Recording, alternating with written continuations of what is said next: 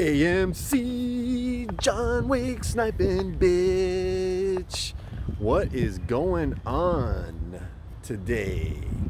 So Friday, March 4th, and we got through the 3rd, and not a damn thing happened.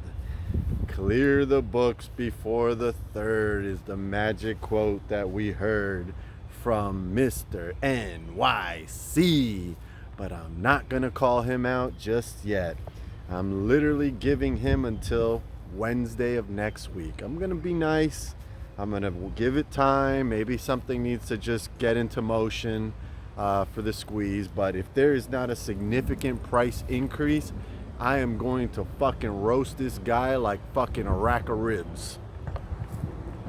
All right, let's start off by saying today that I finally watched the Jon Stewart interview with Gary Ginsler, and I don't know if everybody else has already watched it. I did, but I only got around to it yesterday. But let me tell you something, man. Gary Ginsler, that is not our savior, my guys.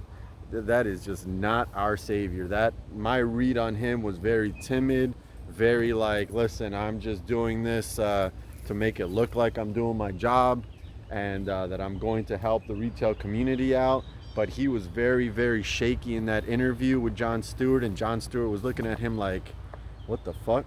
And then towards the end of the interview, it was something like, all right, so we should see some changes in like a year or something like that. And Gary Ginsler was like, whoa, not that soon. Like basically saying, it might happen in about 20 years. So I don't know, man. I'm not too excited about Gary Ginsler. But going back to Jon Stewart, I watched a video that dropped, I guess this morning, about 3 hours ago. He's on Apple TV, and he literally, guys, if you need to get something broken down in the most simplest form, his video really explains it all regarding payment for order flow, the stock market, the dark pools, and he adds comedy with it.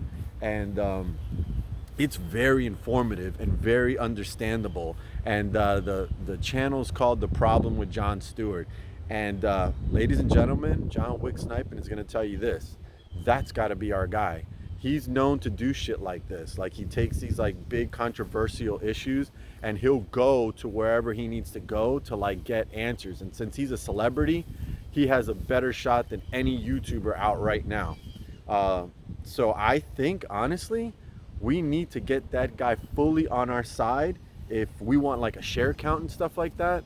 I think this is the guy that we kind of got to keep poking and saying, yo, go get him for us. You know, like, you know, we got to watch his channel. We got to, you know, hashtag. I think he's could really be a good guy to send out there to kind of, you know, get some answers for us. Moving on, the other thing that I want to say is that for you guys that watch us out there, don't always just stick to the top dogs. Don't stick to the guys that are at the top with the 10, 20, 30, 50, 80,000 views. Keep fishing down there at the bottom. You'll find some new people that don't have a lot of views, but they're all the way at the bottom. But man, I do that sometimes, and I find some things out, and I listen to some guys that are just either starting out or they're not really interested in building a channel. So, you know, they're not really trying to promote themselves or whatever. They're just literally talking about AMC.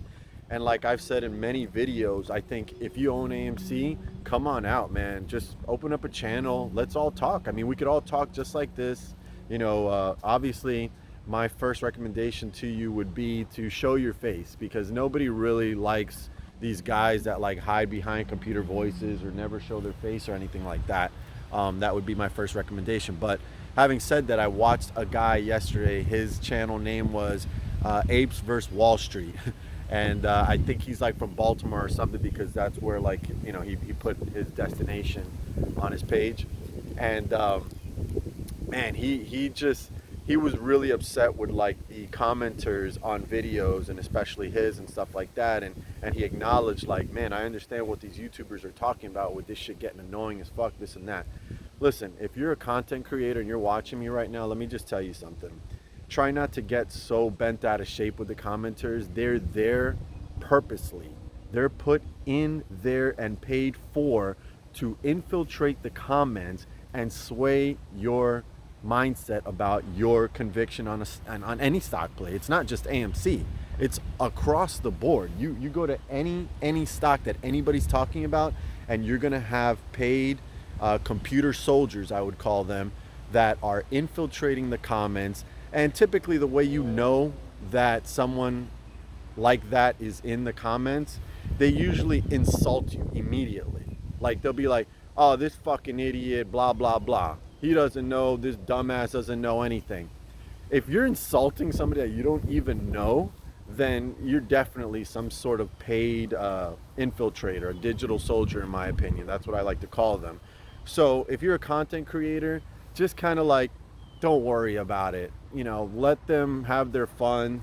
You know, don't barely acknowledge it or whatever. Sometimes I do, because, you know, sometimes it's like it does get annoying and stuff like that. But for the viewer, don't allow those guys to sway your mindset on anything you're doing with your stocks, because let me tell you something, it's bullshit. You know what I mean? Like, they're there for a reason. They're there to fuck with your psyche and get you to do something that maybe you don't want to do. So before I close and end this video, and you see I got my little AMC to the moon. I don't know whenever this stock's going to go to the moon, but, you know, I'm always going to support, you know, I'm in the stock. But before I let you go on this video, I'll be going to the Batman movie tomorrow, actually.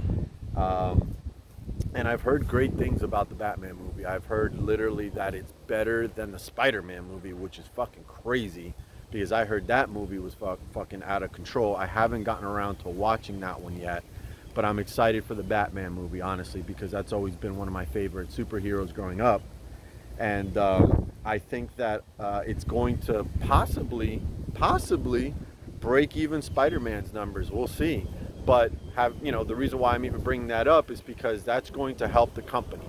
Obviously, we know that the company's fundamentals isn't why we're really in the stock. But as they keep doing better and better, it can't hurt our situation. So it's always good to support the movie theater experience, and the new movies that are coming out and stuff.